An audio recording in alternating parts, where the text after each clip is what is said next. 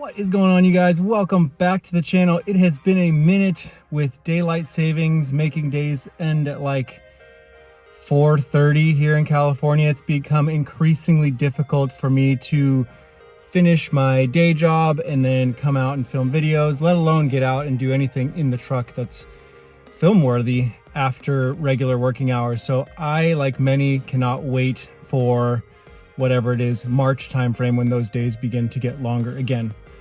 But that hasn't stopped me this weekend. Today I am installing the long-awaited Timbren active duty bump stops, or Timbren active bump stops.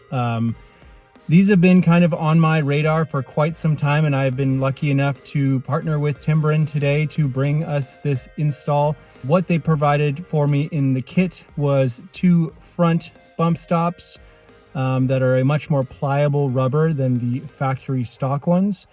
You will notice throughout this video that I have already replaced my front bump stops once. I have the Wheelers off-road bump stops in there, and those have been fine. When moving over to the Timbren bump stops, what I was most excited about is they were actually slightly shorter, which means that my contact point, or the point in which the bump stop engages, happens later. So super excited to swap those out. Install might be a little bit different if you're doing on a stock vehicle, but I'll kind of walk you all through that when we get there. And then in the rear, we are working with the active bump stop kit with the U-bolt flip. The U-bolt flip has been a big one for me because when I upgraded to the RXT Icon 9-leaf leaf pack back in 2023, the U-bolts I got were actually longer than stock. So what I was stuck with was now even less ground clearance in the back. So the U-bolt is essentially going to flip the U-bolt from a downside, or mounting it on the bottom, to the top. So we'll actually gain about 2 to 3 inches of clearance there, at least in my case with how long the bolts are. So super excited to do that. I know I'm rambling a lot here, but one thing that I wanted to call out is I will be mentioning all the tools that I used to install all this. This might come as like a surprise, or it might be a little weird, but I don't have a garage. I live in California in an apartment, and I do a lot of the work in a parking lot that's adjacent to our apartment. And I don't have a jack or stands with me today. And I did find out through videos, through Timbren, that you can actually install the rear flip U-bolt flip kit without needing to jack up the vehicle. It will take a little bit longer, yes, but I'm hoping that this will be useful for anyone who really wants to install this, but they don't have jack stands handy, or whatever it is.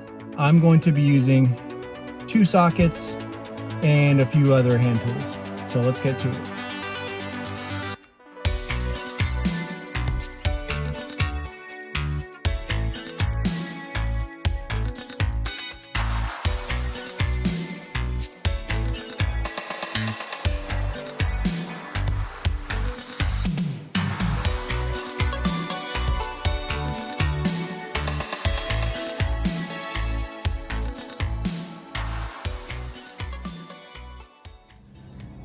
Okay, so I'm under the truck here, and we got some cool sun lens flare, and I was first setting this up and didn't really like it, but it's artsy fartsy. So anyway, I already did the passenger side, and you can see here, this is that Wheelers off-road bump stop. You can see, maybe you can see on camera, the space that this gives you between the lower control arm and the bump stop is little to none. So that's why we're going to be upgrading these, in my opinion. So for most of these, it's just going to be an Allen key. And along with what I said at the beginning of this video, I'm not going to be using stands. And I think that's helpful because a lot of us don't have all the equipment all the time. So I'm going to give this one, I'll get a little tug there.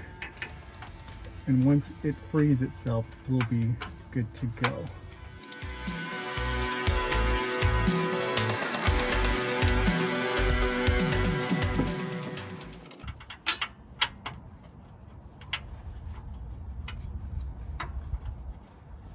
All right, so we just got the Timbren bump stop in. It does come with this little cup here, which is so that the rubber can expand on impact. but not get deformed in any way where it loses its functionality. Panning down here to the Wheelers Off-Road bump stop, I mean, side-by-side comparison maybe doesn't come through on camera. Just the rubber itself looks a lot more quality on these Timbren bump stops. It almost looks like these original ones were like painted in a way. I will give credit to Wheelers Off-Road. They did serve a good purpose, and I really enjoyed them as soon as I had put them on the first time, but I'm hoping that I can get a little bit more performance out of these in particular. So we're gonna move on to the back, but as you can see, with the vehicle on the floor, you can go ahead and get these installed pretty quickly. All you need really is an Allen key like this. All right, so a few things to note. I went ahead and took off the driver's side. This is the Wheelers Off-Road bump stop. Also a pretty forgiving rubber, but you can see just when I set these side by side, and keep in mind this one, the Timbren bump stop, is larger than stock. So this was, in my mind, overkill, because you would engage the bump stop within the suspension travel. Sorry, a little hair there. You would engage the bump stop in the suspension travel way too soon. So I think this is going to be a little bit more forgiving, B, give you a little bit more clearance, and C, it will be a good pairing with the rears that I have right here. All right, so now that I have this set up in the rear here, I do actually have a fair amount of room, just kind of sneaking from the back of the vehicle here. So you'll notice this is the extended stud that I was talking about, where I put the leaf pack on and all those leaves, I guess, weren't enough. This might be for even more heavy duty pack, I'm not sure. But what I'm gonna do is break this off, basically to get these bolts out. If you have a factory set of U-bolts, you'll be using a 19, I believe. This is a 7/8 bolt and a breaker bar, just to get this thing off. If you have impact driver or anything like that, would be super useful to use at this point. But like I said at the beginning, I'm doing this slow, I'm doing it on the ground. There are quicker and better ways to do it, obviously, if you have a lift. So I'm just gonna break these all off one at a time, and it should move pretty quickly. I'm anticipating, once I get the new set of Timbren bump stops on the top of the leaf pack, that I may run into some issues. So stick around, we'll figure it out.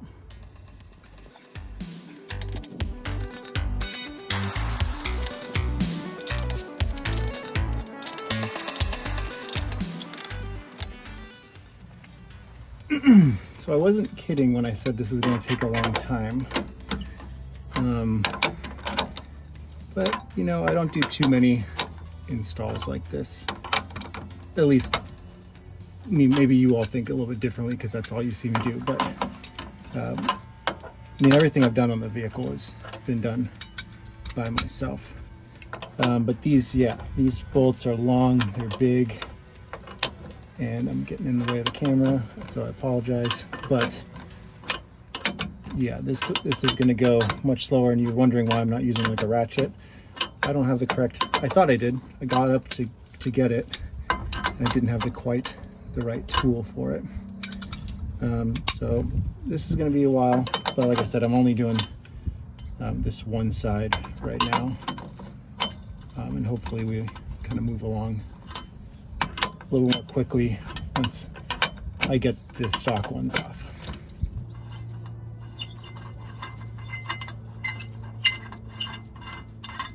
Yay. So I got the first one off. Not a huge deal. I just got to get the other 4 and we'll be in business. You can see here I'm not even using the bar anymore for the most part, because once you break these loose from their, break them loose from their original locked position, it's fairly not skin tight, finger loose. All right, so this took way too long. I'm glad I'm doing this for proof of concept, for you all to know that yes, you can do this without jacking your car off the ground. But those bolts, these U-bolts, took forever. especially since I didn't have a ratcheting wrench or anything like that. I think it probably took me a good 20 minutes to get just those 4 bolts off. Here is the pre-assembled. I already did this inside just so it wouldn't waste time out here. It's a 14 millimeter right there, washer, nut, screw, and that is all mounted together onto this base plate. There's a little stand, and then of course the little cup that's used for, you know, the rubberized expansion. And then in the center there's another 14 mil, and on the bottom there's a little Allen key. So very easy to install.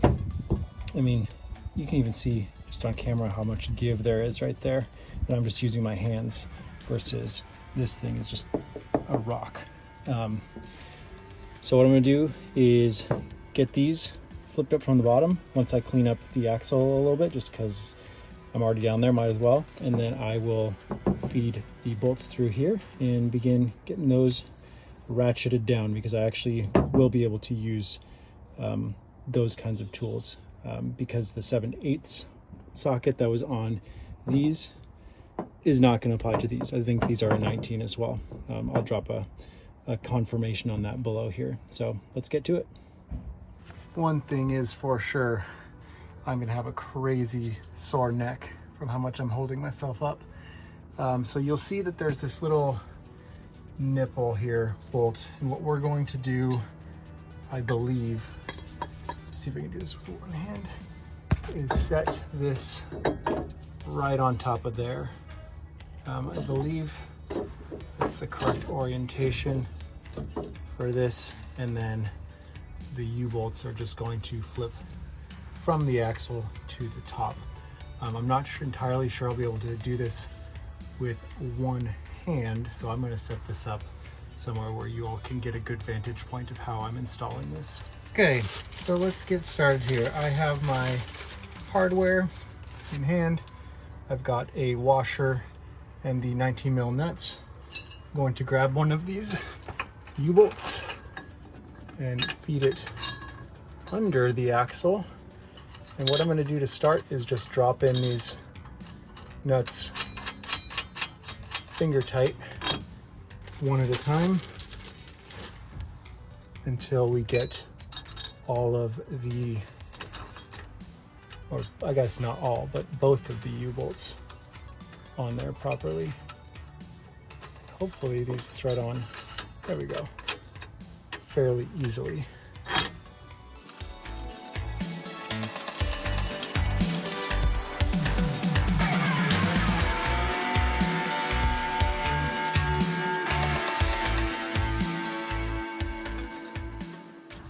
Getting this on the other side's a little tricky, but making it work here.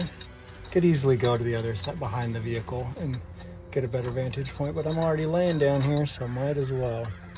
So like I said, I got the got an actual ratchet this time, which is nice. So we're not entirely finished here, but we're getting these tightened down. It is still a bit slower, but it's going quicker than taking the factory ones off.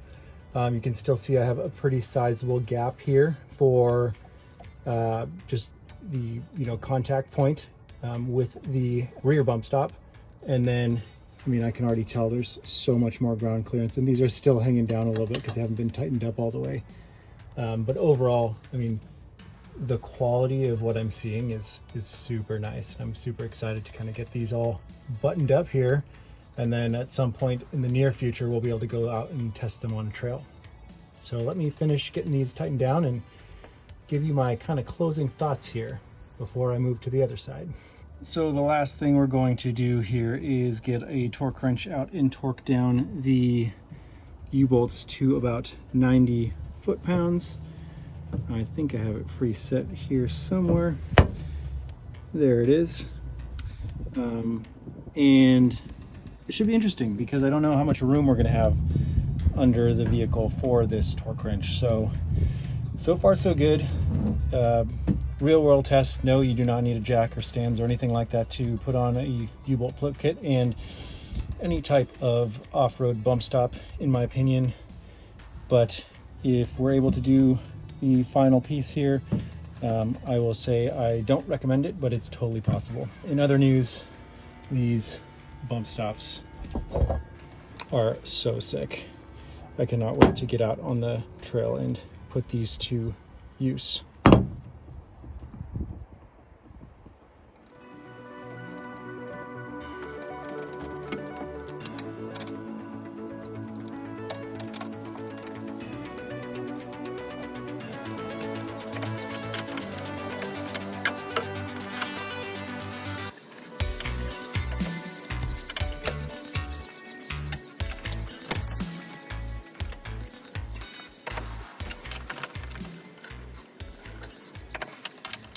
All right, let's do the big reveal here. There's the Timbren Active Off-Road bump stop with the U-bolt flip kit fully installed. Tires and wheels stayed on the vehicle at all times. Obviously the tires stayed on, but the wheels never came off. And then again, just for reference, those are the fronts right there.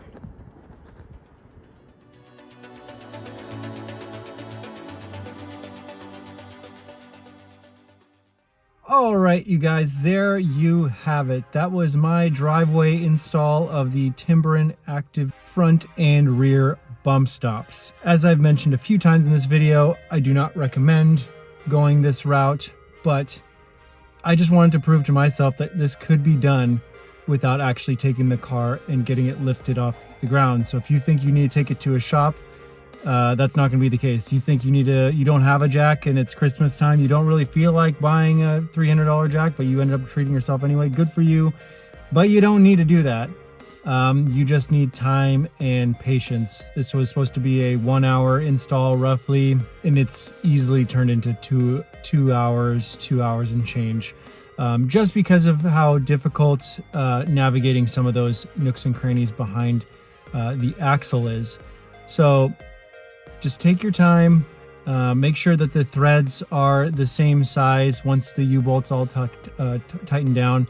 And if you're curious, I didn't actually have any trouble with the torque wrench. It's surprisingly a good, easy amount of space to work with back there. I think part of that is that I have the R4T catback, which eliminates half of that exhaust that hangs out the back. So I'm super pumped on it. I'm super thankful that Timbren was kind enough to partner up to bring us all this video.